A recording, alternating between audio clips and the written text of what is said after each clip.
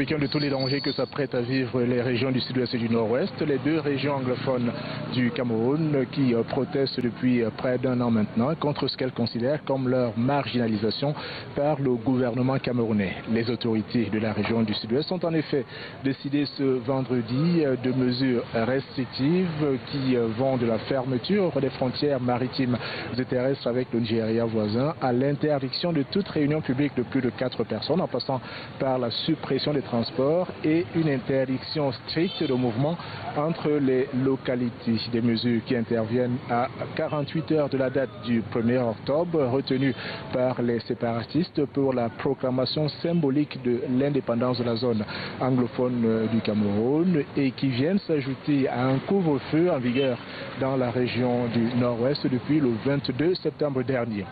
Pour parer à toute éventualité, le gouvernement camerounais a également déployé dans ces régions frondeuses près d'1 millier de policiers et gendarmes avec des consignes claires.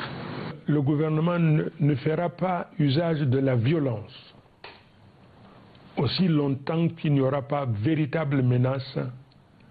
aux édifices publics, aux symboles de la nation. Et quand bien même il y aurait ces choses-là, nos militaires, nos forces de l'ordre